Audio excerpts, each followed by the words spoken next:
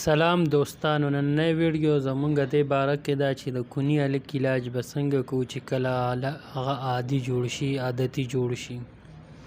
کو تاسو زمونږ په چینل نوی نو دا سبسکرایب کړئ او د بیل آیکن ورسره هم دباوکئ چې تاسو ته د جنسیاتو متعلق معلومات فراهم شي. شکریہ.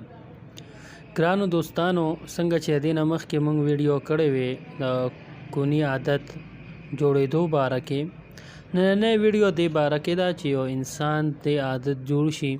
تاسو ته خو پته ده د دې ګناه هم ډیره زیاته ده او دا یو بد عادت دی، په معاشره کې یو بدنام نوم دی او بدنامي ده چې مشهور متل دی وی کو لس سره راوګرځي د یو کونې بدل نشي راګرځولی.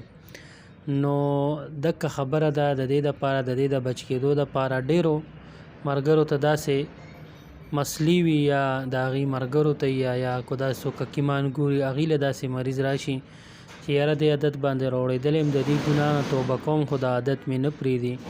نو د دې علاج به داسې وکړي چې دارچیني به راوالي، دا به ښه پوډر کړي، ماسخوتن چې وده کېږي یو کپ سره چای به جوړه کړي، عام توره چای ده کوم ته چې سلیماني چای وایي، خو پی به پکې نه اچوي او دکه یو کاشوغه به په یو کاشوغه دارچیني به په یو کپ چایو کې واچي او وبه څښي.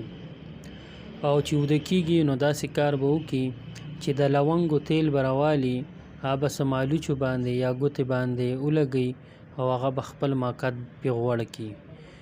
بس دکه طریقې ده. دارچیني به پوډر کړي، یو کاشوغه دارچیني په یو کپ سلیماني چای کې به واچي اوبه څښي او په روغنې لونګ باندې به خپل ښکتنۍ حصه غوړوي.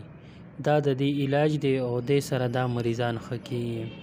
امید دی چې ویډیو به مو خوښه شوي. که ویډیو مو خوښه شوي لایک کړئ، چینل سبسکرایب کړئ، د ځان ډېر خیال ساتئ. د الله په امان.